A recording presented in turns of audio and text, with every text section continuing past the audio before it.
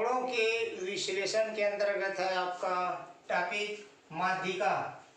माध्यिका शब्द से स्पष्ट है कि मध्य पद। तो माध्यिका की परिभाषा हो जाएगा, जब पदों के परिमाप के अनुसार आरोही या अवरोही क्रम में व्यवस्थित किया जाता है, तब बीच वाले पद को हम माध्यिका कहते हैं। अर्थात यह चर का वह मान है जो पूरे श्रेणी को दो बराबर भागों में बांटती है। आधे पद इससे छोटे और आधे पद इससे बड़े होते हैं। माध्यिका को MD से प्रदर्शित किया जाता है। जैसे यदि किसी श्रेणी में 9 पद है तो 5वें पद का मान उसकी माध्यिका कहलाता है। माध्यिका की व्यक्तिगत श्रेणी के लिए मानों को आरोही क्रम में लिखने पर x1, x2, x3, xn। तो इसमें पहला कंडीशन आएंगे, यदि पदों की संख्या विषम है तब माध्यिका का सूत्र होगा n+1/2 वह पद का मान। दूसरा है, यदि पदों की संख्या सम संख्या हो तो माध्यिका बराबर हो जाएगा 1/2 कोष्टक n/2 वह पद का मान धन n/2 + 1 वह पद का मान। तो उदाहरण के लिए मैंने ले लिया चर 25, 21, 23, 18, 20, 23, 24 की माध्यिका ज्ञात कीजिए। तो सर्वप्रथम हम पद को आरोही क्रम में लिखने पर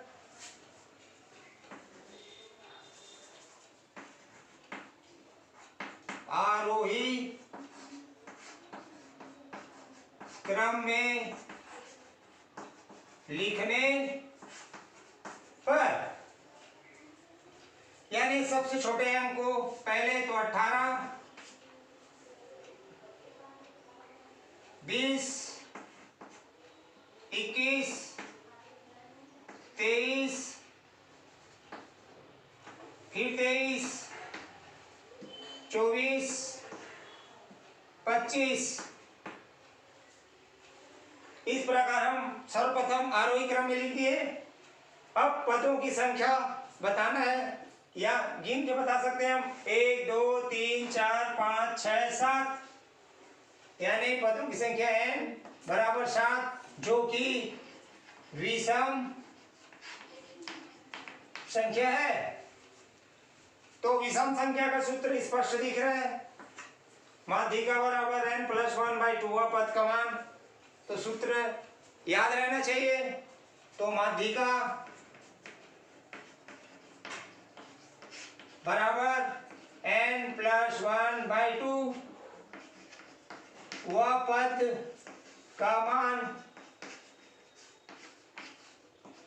रखते हैं 7 धन 1/2 वह पद का मान, और आगे सरल करते हैं तो 8/2 वह पद का मान, 2 × 2, 2 दूनी 4, तो चौथा पद का मान। तो चौथा पद स्पष्ट हो गया। अब हम गिन के बता सकते हैं 1, 2, 3, 4। तो चौथा पद स्पष्ट दिख रही है 23। माध्यिका बराबर 23। इस प्रकार दिए गए आंकड़ों से हम माध्यिका ज्ञात कर सकते हैं। एक और उदाहरण लेते हैं,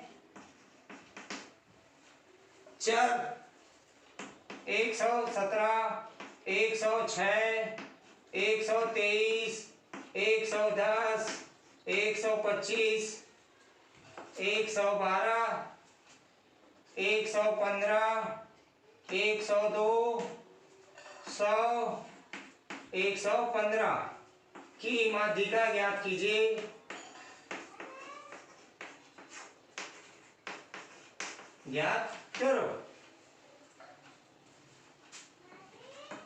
हल स्पष्ट है, इसमें भी पद दिया हुआ है। तो सर्वप्रथम हम आरोही क्रम में लिखने पर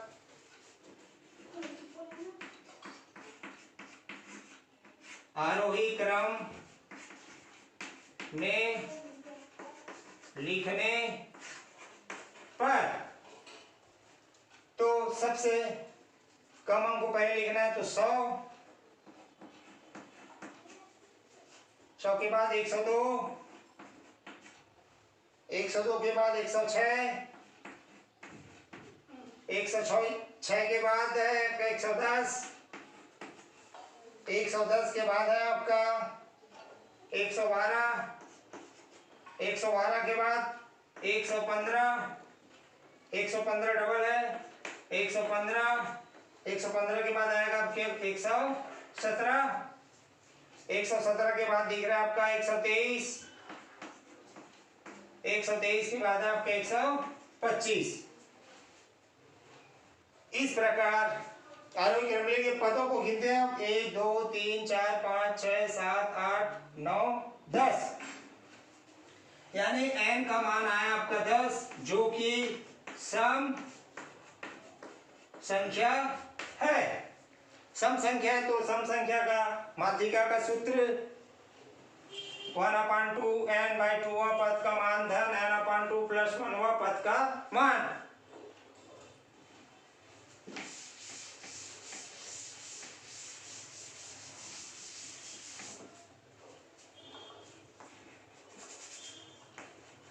माध्यिका बराबर 1/2 इंटू n/2 वा पद का मान धन n + 1/2 n/2 + 1 वा पद का मान। अब n का मान रखते हैं। n का मान दिया हुआ है 10, तो 1/2 10/2 वह पद का मान धन 10/2 धन 1 वह पद का मान। सरल करते हैं। 2 एकम 2 पंचे, 2 एकम 2 पंचे, 1/2 इंटू 5वां पद का मान धन 6वां पद का मान। स्पष्ट दिख रहा है 5वां पद और 6वां पद, तो हम गिन के बता सकते हैं। 1 2 3 4 5, 5वां पद 112 और 6वां पद 115। तो 1/2 112 धन 115। सरल करते हैं।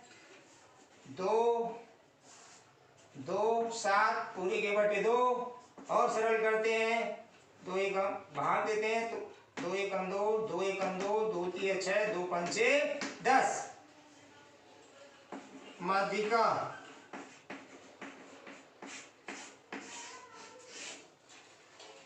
इस प्रकार यदि पदों की संख्या विषम संख्या है तो हम माध्यिका ज्ञात कर सकते हैं। प्रश्नावली में ऐसे कई क्वेश्चन दिए हुए हैं, इन प्रश्नों को हल करना है। अब आगे आता है आपका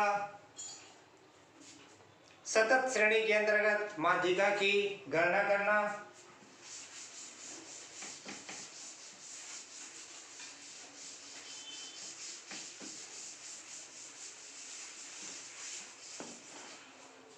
सतत श्रेणी के अंतर्गत माध्यिका का सूत्र है माध्यिका बराबर L + M - C × F पूरे के बटे F गुणित H, जहां L माध्यिका वर्ग की निम्न सीमा, M माध्यिका संख्या, तो माध्यिका संख्या का सूत्र है n/2, n कुल आवृत्ति है, F माध्यिका वर्ग की आवृत्ति, CF माध्यिका वर्ग के ठीक पहले वर्ग की संचयी आवृत्ति और H वर्ग माप अर्थात उच्च सीमा में निम्न सीमा को घटाने से जो प्राप्त होगा वो H कहलाता है।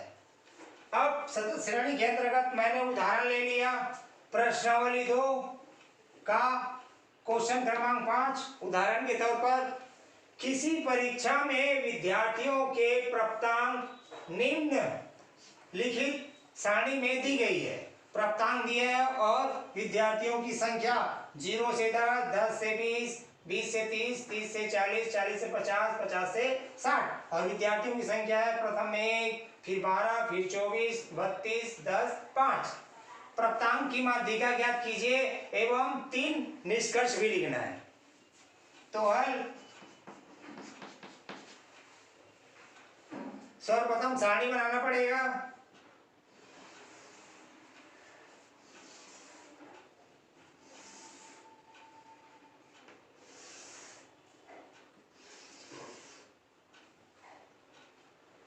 प्राप्तांक और दूसरा काम दिया है विद्यार्थियों की संख्या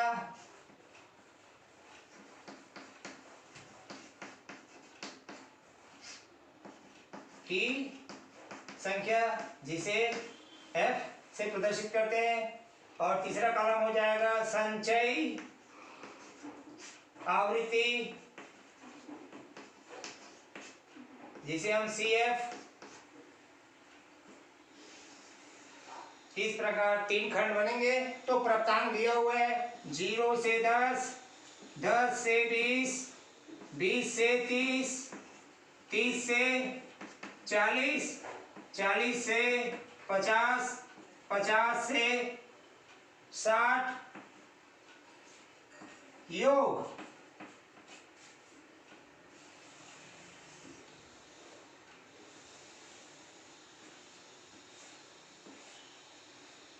अब विद्यार्थियों की संख्या दिया हुआ है 1, 12, 24, 32, 10, 5।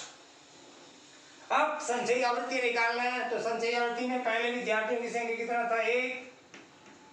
अब इस विद्यार्थी संख्या 1 में इस 12 को जोड़ना है, इन दोनों को जोड़ना है और यहाँ लिखना है। तो 12 में 1 जोड़े तो 13। अब 13 को 24 से जोड़ेंगे, 13 में 24 जोड़ो तो 37, 37 में 32 जोड़ने से 69, 69 में 10 जोड़ने से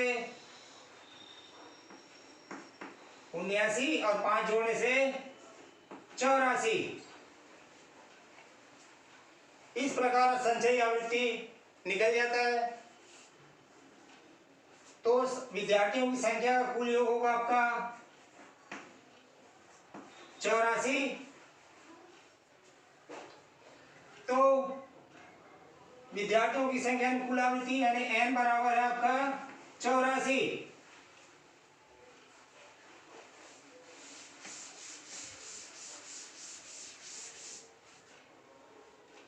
तो m माध्यिका संख्या बराबर n/2।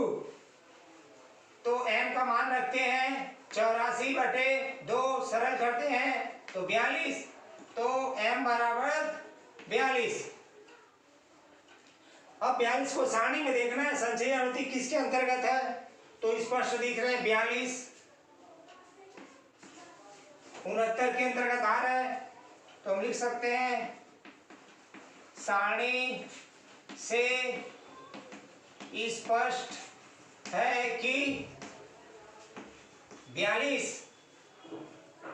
संचयी आवृत्ति 69 के अंतर्गत आता है। अतः माध्यिका वर्ग, तो माध्यिका वर्ग स्पष्ट दिख रहा है 30 और 40 है। तो हम बता सकते हैं अब L बराबर माध्यिका वर्ग की निम्न सीमा, माध्यिका वर्ग की निम्न सीमा 30 और उच्च सीमा 40, तो निम्न सीमा है आपका 30 और M का मान निकाल चुके हैं। और F है माध्यिका वर्ग की संचयी, माध्यिका वर्ग की आवृत्ति, तो ये आपका माध्यिका वर्ग यानी विद्यार्थियों की संख्या, ये हो जाएगा 32। CF यानी संचयी आवृत्ति, तो माध्यिका वर्ग के ठीक पहले वर्ग की संचयी आवृत्ति, ये होगा C का मान 37। बच गया आपका H है वर्गमाप। उच्च सीमा में निम्न सीमा को घटाएंगे तो 40 में 30 घटाए तो 10 आया। अब सूत्र है अपने पास माध्यिका बराबर L धन M माइनस C F बटे F गुणित H। मान रखते हैं L का मान 30 धन M का मान 42 माइनस संचयी आवृत्ति आपका 37 बटे F दिया है 32 गुणित H का मान है 10। अब सरल करते हैं तो 30 धन 42 में 37 घटाना है, 3 तो 5 बटे 32 गुणित 10। अब काटते हैं, सरल करना है, 2 पंचे 10, 2 एकम 2 छक्के 12। इस प्रकार 30 धन 25 बटे 16। और आगे सरल करते हैं तो 30 धन 25 को 16 से भाग देना है तो आएगा आपका 1.56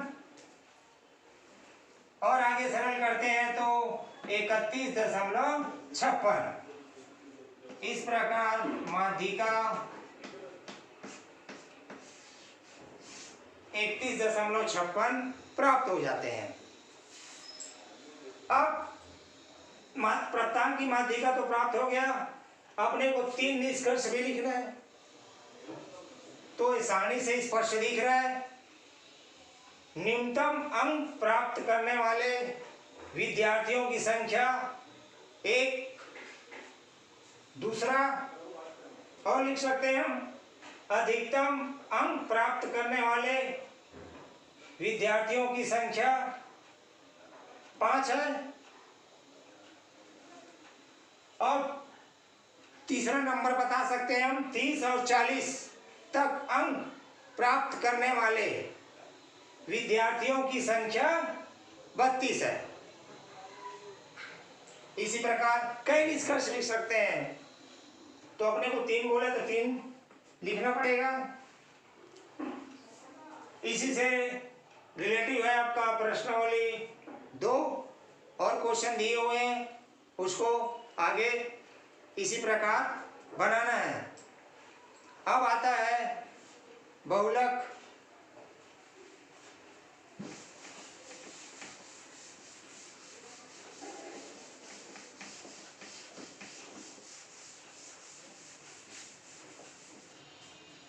बहुलक टॉपिक है आपका। तो बहुलक की परिभाषा, सांख्यिकी आंकड़ों में जिस पद की आवृत्ति या बारंबारता सबसे अधिक होती है वह पद बहुलक कहलाता है। तो बहुलक ज्ञात करने की गणना, यानी बहुलक की गणना के लिए पहला टॉपिक है आपका व्यक्तिगत श्रेणी के लिए। जैसे ले लेते हैं हम 2, 1, 2, 3, 2, 5, 6, 7, 8। अब इसका बहुलक ज्ञात करना है तो सरल के लिए हम सर्वप्रथम इसको आरोही क्रम में लिख लेते हैं। आरोही क्रम में लिखने पर तो स्पष्ट दिख रहे 2 2 2 3 बार है। सबसे पहले तो 1 आएगा आपका, 1 2, उसके बाद 3, उसके बाद 5, उसके बाद 6, उसके बाद 7, उसके बाद 8। तो इसमें स्पष्ट दिख रहा है इन पदों में। तो सबसे अधिक बार आया हुआ है, अधिकतम 3 बार है। तो हम लिख सकते हैं निरीक्षण से स्पष्ट है कि 2 एक ऐसा पद है जो सबसे अधिक 3 बार है, 3 बार आया है। अतः बहुलक 2 होंगे। इस प्रकार व्यक्तिगत श्रेणी के अंतर्गत हम बहुलक ज्ञात कर सकते हैं। ऐसे पुस्तक में दिया हुआ है क्वेश्चन, उसको बनाना है इसी विधि से व्यक्तिगत श्रेणी के अंतर्गत। अब आता है सतत श्रेणी के लिए बहुलक ज्ञात करना। तो उसका सूत्र है बहुलक बराबर L धन F1 माइनस F0 पूरे के बटे 2F1 minus F0 minus F2 गुणित H, जहां L है बहुलक वर्ग की निम्न सीमा, F0 है बहुलक वर्ग के ठीक पहले वर्ग की आवृत्ति, F1 बहुलक वर्ग की आवृत्ति, F2 बहुलक वर्ग के ठीक बाद के वर्ग की आवृत्ति, H है आपका वर्ग अंतराल।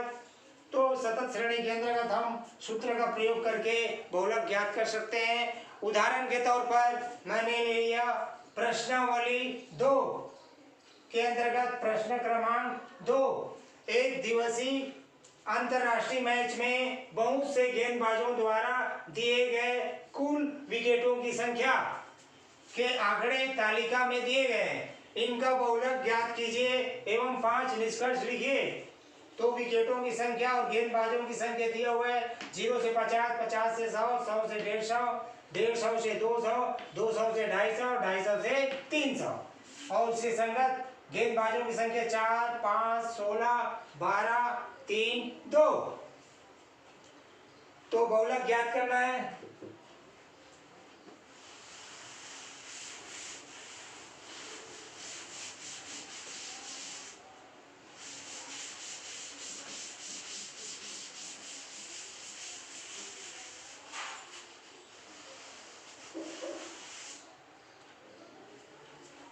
तो हल तो सारणी दिया हुआ है,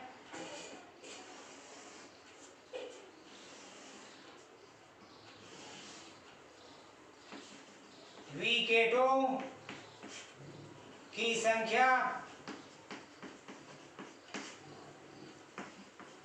गेंदबाजों की संख्या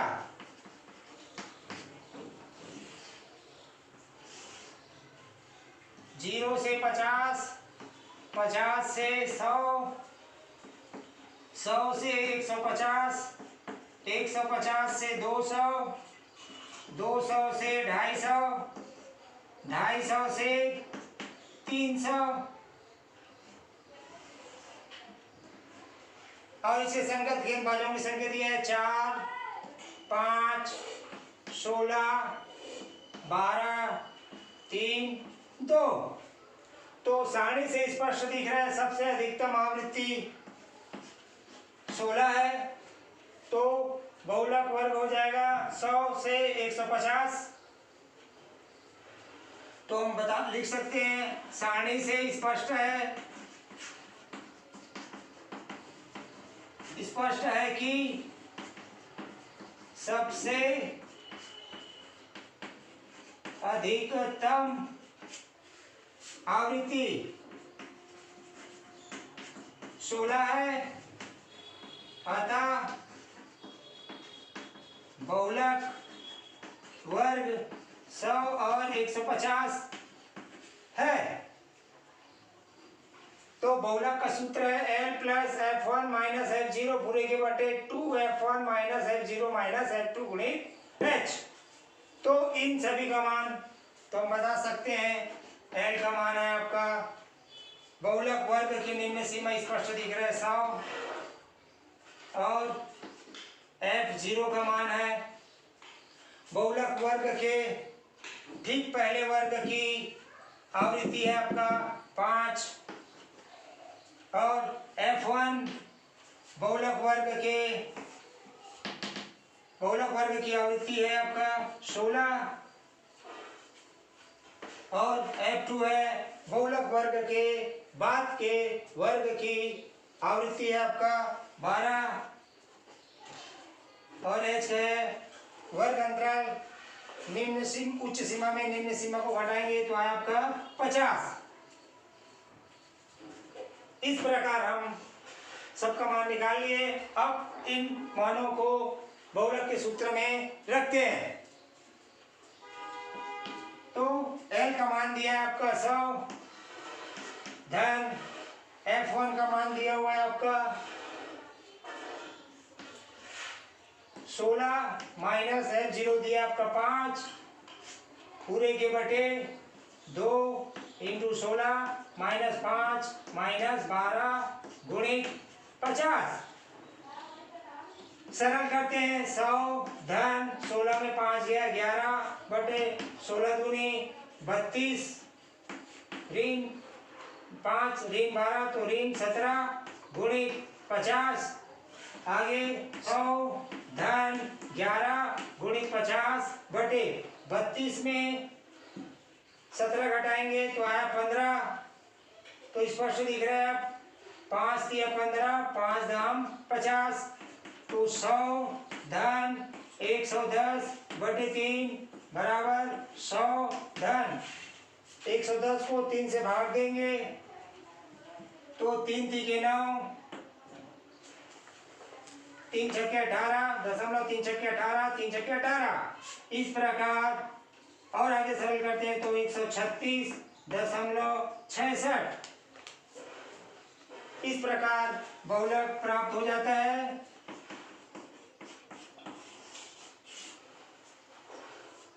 अब इसमें आगे आपका निष्कर्ष बताना है। इसमें तो हम स्पष्ट कर सकते हैं। पहला निष्कर्ष इसी से दिख रहा है स्पष्ट, जो मान निकाले हैं हम अपना औसत विकेटों की संख्या 136.66 है, पहला निष्कर्ष। दूसरा निष्कर्ष सर्वाधिक गेंदबाजों की संख्या